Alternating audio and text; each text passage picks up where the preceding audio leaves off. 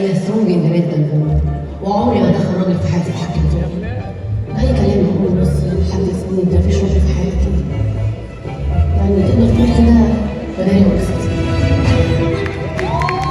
النجمة هنا الزاهد.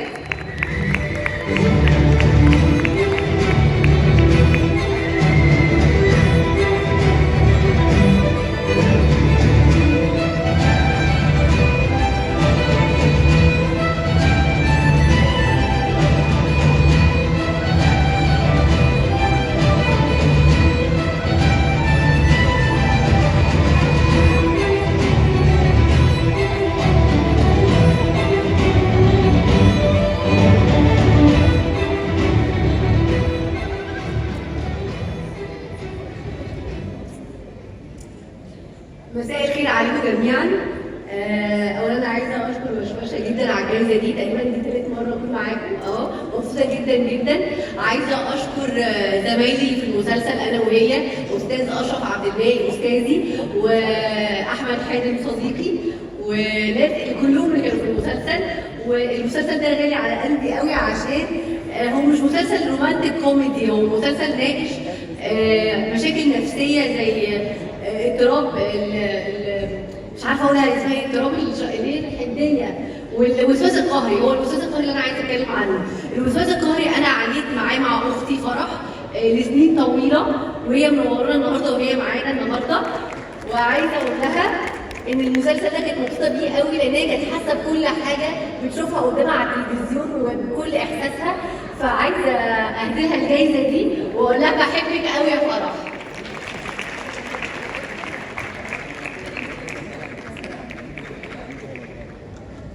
واعتقد ان احلى حاجه في هنا هي العفويه بتاعتها. عايزه بس افتكر هي العفويه دي اللي بتنجح والله، مش الحاجات المترتبه. جائزه التميز في برامج التوك شو، واعتقد ان هو شخصيه عرفت تقرب من الناس جدا جدا، وعرف ما يلعبهاش كمذيع.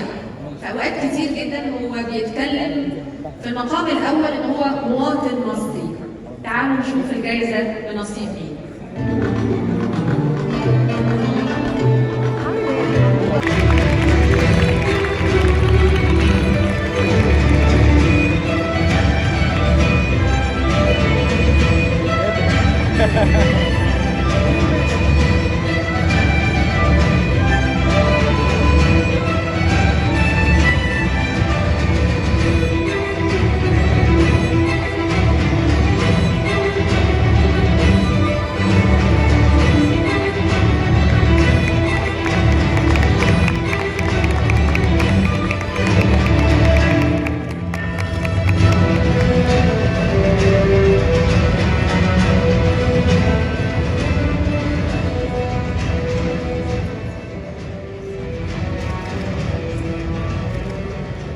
يا مساء الجمال على احلى ناس في الدنيا بجد.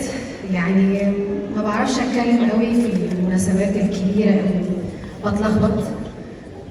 طبعا اول حاجه بشكر ربنا على الجائزه الحلوه دي، وبشكر طبعا الجمهور اللي صوت لي ان انا اخد جائزه، وطبعا بشكر عشرة عمري احمد الهواري، وبشكر مجموعه وشوشه، وطبعا الاستاذ علي كحكي طبعا بشكركم جدا، وبشكر مدير اعمالي حبيبي الاستاذ محمد فؤاد، طبعا بشكره جدا جدا جدا. ده يعني مش عايزه اكبر اقول ابويا، لا اخويا الكبير. وطبعا يعني انا مبسوطه جدا جدا انا معاكم، وبقول لكم الف الف مبروك عليكم الجوائز اللي هتاخدوها، وانا مبسوطه جدا ان كنت معاكم النهارده، وبشكركم جدا من قلبي. الف شكر.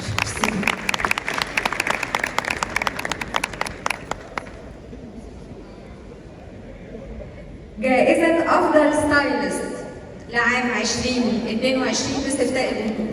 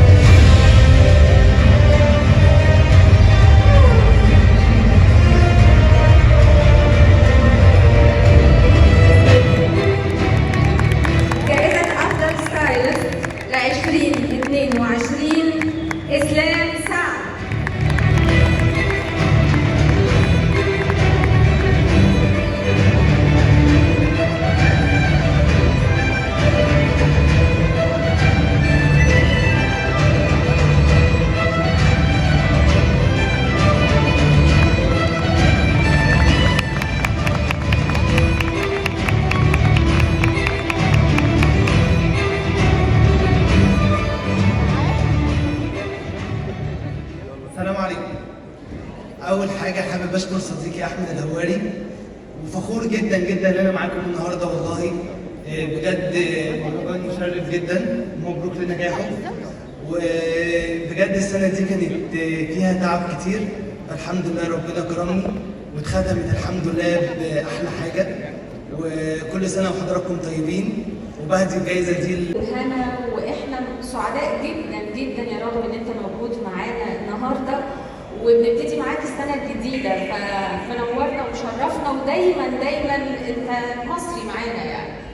انا ده اللي عايز اقوله بالظبط، انا دايما معاك. انا اي فتره بحياتي حتى من طفولتي وانا معاك. مصر دي بلدي، انا بعتبر نفسي زي ما انت لبناني. انا قلبي ودمي عشق هي مصر. نسمع اخر حاجه برضه علامه عملها، عايزين نسمعها منك النهارده. نسمع اخر حاجه استمارة 6. هي انا بصراحه انا عايز يعني اهديها تكون بلسان الستات كلها. يعني هي الست